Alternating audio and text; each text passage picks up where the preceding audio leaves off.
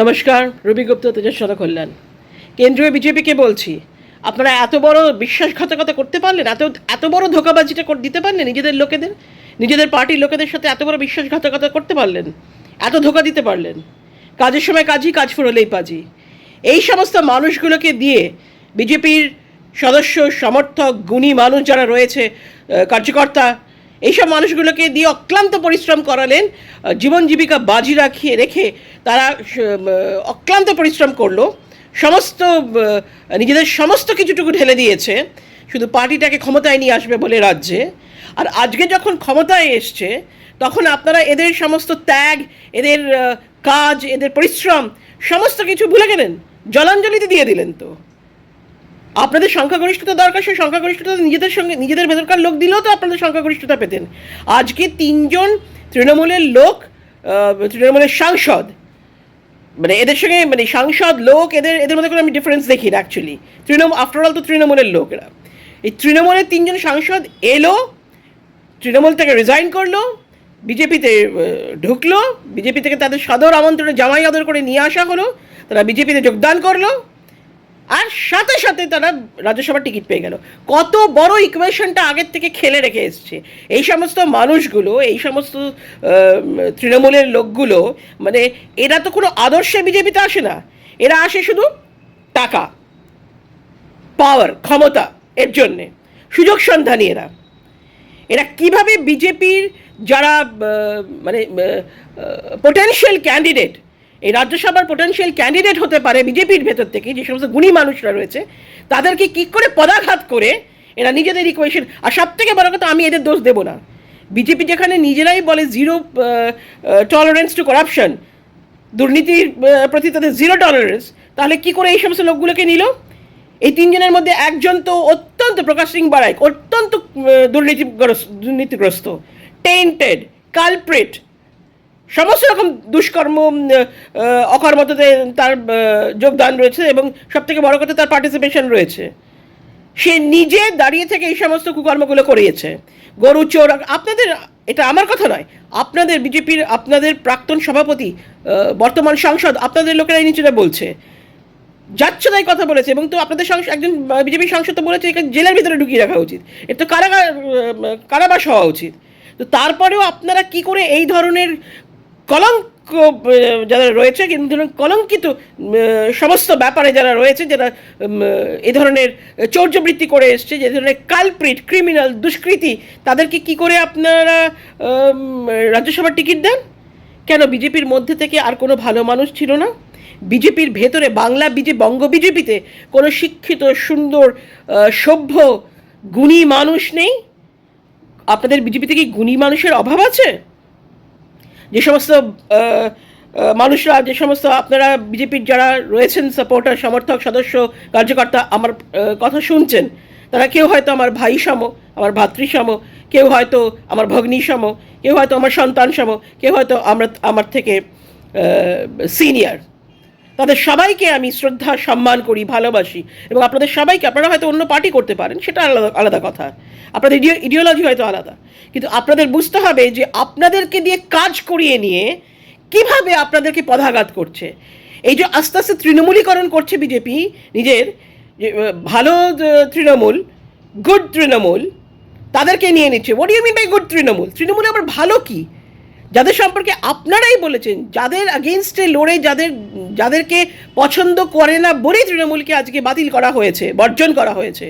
যেই সমস্ত মানুষগুলোর আগেনস্টে আপনাদের সাধারণ কার্যকর্তা, সাপোর্টার যারা রয়েছে, সমর্থক, সদস্য, তারা যে যুদ্ধ করেছেন, লড়ে গেছেন, যাদের বিরুদ্ধে আপনারা নেতারা হাজার কথা বলেছেন, আজকে যখন সেই সাধারণ বিজেপি কার্যকর্তারা যারা মানে প্রাণ দিয়ে, তারা নিজেদের রক্তপাত করে সমস্ত কিছু, সমস্ত দুর্দিনের সাক্ষী, তারা যখন আজকে দেখবে যে তাদেরকে চান্স না দিয়ে, তাদের ভেতর থেকে কাউকে চান্স না দিয়ে তৃণমূলের লোকেদেরকে নিয়ে এসে, এবং যারা দুর্নীতির সঙ্গে যুক্ত, সরাসরি যুক্ত, তাদেরকে নিয়ে এসে আবার রাজ্যসভায় বিজেপির হয়ে বসাচ্ছে, তখন তাদের কেমন লাগবে? অপমানে লাগবে না? সম্মানে লাগবে না? আমি তো অবাক হয়ে যাচ্ছি। এই সমস্ত লোকগুলো তো কোনো, দেখুন, এই সমস্ত তৃণমূলের লোকগুলো যারা এসে বিজেপিতে ঢুকছে, তারা তো নিজেদের পিঠ বাঁচাতে ঢুকছে, নিজেদের কুকর্ম ঢাকতে ঢুকছে, যাতে তাদের বিরুদ্ধে কোনো রকম সিবিআই, ইডি, সিআইডি এটসেট্রা এই সমস্ত কোনো তদন্ত না হয়। সুন্দর দিব্যি এরা আসছে শুধু টাকার জন্যে আর ক্ষমতার লোভে। এরা সুযোগ সন্ধানী। এরা কিন্তু আপনাদের বিজেপির কোনো আদর্শতে বিশ্বাস করে না, কোনোদিনই করতো না, আজও করে না। এরা সুযোগ পেলেই ওই ধরনের চর্যাবৃত্তি করবে। কিন্তু আজকে এদের কথা হচ্ছে যে বিজেপি কেন নিচ্ছে? আপনারা না পার্টি উইথ আ ডিফারেন্স, এই বোধহয় পার্টি উইথ আ ডিফারেন্স, যে অন্য পার্টি নির্বাচনের আগে যাদেরকে ঢোকানো ঢুকিয়ে নেয়, আর আপনারা নির্বাচনের পরে ঢোকাচ্ছেন। এটাই বলতে চাইছেন পার্টি উইথ আ ডিফারেন্স।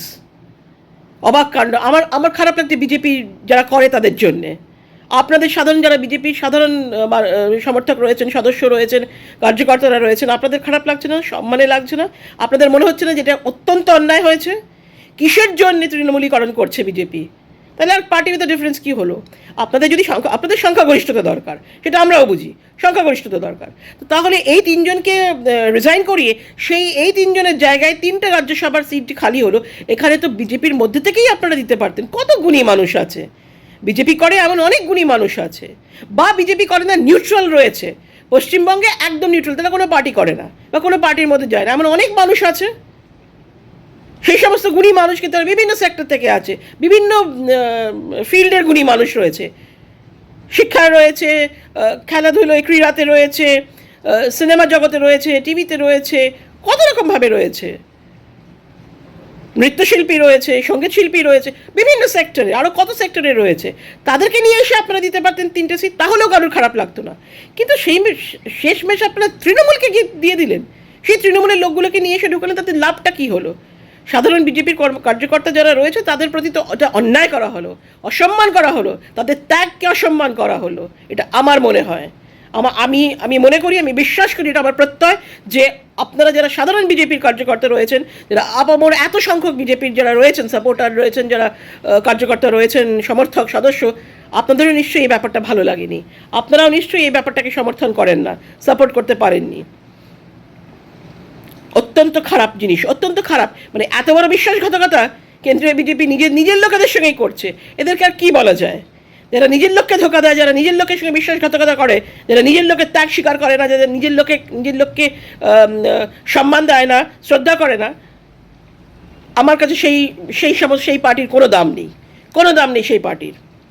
এতগুলো ভালো ভালো কাজ করলো, এই তো রিসেন্টলি আমরা বারুইপুর নিয়ে দেখলাম, বা অন্যান্য অনেকগুলো বিষয়, মাননীয় মুখ্যমন্ত্রীর এতগুলো ভালো পদক্ষেপ রয়েছে। আমি নিজে থেকে কুর্নিশ জানিয়েছি, ধন্যবাদ জানিয়েছি, স্যালিউট জানিয়েছি। কিন্তু আজকের এই কাজটা এখানে তো রাজ্য সরকারের কিছু করার নেই, সেটা আমরা জানি। না মুখ্যমন্ত্রীর কিছু করার আছে, না রাজ্য সরকারের কিছু করার আছে, না রাজ্যের পার্টির কিছু করার আছে, না রাজ্য সভাপতির কিছু করার আছে। এটা কেন্দ্রীয় সিদ্ধান্ত। কিন্তু কেন্দ্রীয় সিদ্ধান্ত কেন্দ্রকে বুঝতে হবে যে বিজেপির যারা বঙ্গে বিজেপি রয়েছেন, পশ্চিমবঙ্গে যারা বিজেপির সবাই রয়েছেন, তাদের একটা মন বলে জিনিস আছে, তাদের একটা আবেগ আছে, তাদের একটা আদর্শ আছে। তারা তাদের সব ডিসিশন তারা চাপিয়ে দিতে পারে না বঙ্গ বিজেপির ওপরে বা এইসব সাধারণ সমর্থকদের ওপরে। এদের ঘাড়ে ভর দিয়েই তো আজকে বিজেপি উঠেছে, রাজ্যে উঠে এসছে। তাহলে পরে তাদের সম্মান করতে হবে, তাদের আবেগের কথা বুঝতে হবে। আজকে যদি সাধারণ মানুষের মধ্যে থেকে, সাধারণ পশ্চিমবাংলার মানুষের মধ্যে থেকে 3খানা সিট রাজ্যসভায় পাঠানো হতো তাদের বিজেপির ক্যান্ডিডেট করে, তাহলে সাধারণ মানুষ, পশ্চিমবঙ্গের মানুষ, তথাপি বিজেপির সমস্ত যারা সদস্য কার্যকর্তা রয়েছেন, তারা প্রত্যেকে ইন্সপায়ার্ড হতো, উদ্বুদ্ধ হতো, তারা এনকারেজড হতো যে এই দেখো আমাদের পার্টি উইথ আ ডিফারেন্স। আমরা তাই জন্য নিজেদের বলি we are a party with a difference. আমরা কীরকম গুণী মানুষকে পাঠিয়েছি, যেখানে গুণী মানুষের জায়গা, সেই রাজ্যসভায় আমরা গুণী মানুষকে পাঠিয়েছি, চোরদের ধরে পাঠাইনি, এই তৃণমূলের চোরগুলোকে ধরে পাঠাইনি। এরপরে আর আপনারা তৃণমূলের সম্পর্কে কিছু বলতে পারবেন না, তাদের মাথায় ডিম ছুটতে পারবেন না, কারণ তাদেরকে ধুয়ে মুছে আপনাদের পার্টি নিয়ে নিচ্ছে, সুন্দরভাবে নিয়ে নিচ্ছে। সে এনসিপিআই হোক, আজকের এই 3জন হোক, ওই ঋতব্রত বলে ওই ভগড়া দলটা হোক, সব আস্তে আস্তে আপনাদের পার্টিতে ঢুকবে। আর আপনারা যারা আদি বিজেপি রয়েছেন, যারা অ্যাকচুয়াল বিজেপি রয়েছেন, আদর্শে বিশ্বাস করেন, পার্টিটাকে ভালোবাসেন, আপনারা দেখবেন কোণঠাসা হয়ে যাবেন। আপনাদের আবার সেই পিছনে যেখানে ছিলেন সেই পিছনে ঠেলে পাঠিয়ে দেবে। আপনাদের কথা কেউ ভাববে না, ভাবেও নি, তাহলে আজকের এই জিনিসটা হতো না, আজকের এই ঘটনাটা ঘটতো না। আপনারা সেই কোণঠাসা হয়ে যাবেন। আমার মনে হয় সময় হয়েছে আপনাদের জাগরণের। আপনাদের সবাই যারা আপনারা নিচে রয়েছেন, যারা বুথ লেভেল থেকে শুরু করে রাজ্য লেভেল অবধি, আপনাদের আওয়াজ তোলা উচিত। আপনাদের এই ব্যাপারটাতে ইমিডিয়েটলি আপনারা নীরবতা পালন করবেন না, আপনাদের প্রতিবাদ করা উচিত, প্রতিরোধ গড়ে তোলা উচিত, এবং এই কথাগুলো কেন্দ্রীয় নেতৃত্ব অবধি জানানো উচিত যে আপনাদের একটা আবেগ আছে, আপনাদের একটা ভালোবাসা আছে, আপনাদের একটা মন আছে, আপনাদের একটা চাহিদা আছে। অনেক বিজেপির মধ্যে চাহিদা রয়েছে, অনেক বিজেপি কার্যকর্তাদের মধ্যে, তারাও একটা কিছু পজিশন পাবে, তাদের মধ্যে থেকে পাঠাতে পারতো। অত্যন্ত খারাপ এই ধরনের বিশ্বাসঘাতকতা, নিজের লোককে নিজেকে ঠকানো, নিজের লোককে সব রকম মানে নিজের লোকের সঙ্গে এই ধরনের প্রতারণা, এটা মেনে নেওয়া যায় না, অকল্পনীয়, অত্যন্ত খারাপ হয়েছে। আমি নিন্দা জানাই এই জিনিসের, একদম এই বিজেপি তৃণমূলীকরণকে নিন্দা জানাই, সে যে স্তর থেকেই হোক না কেন।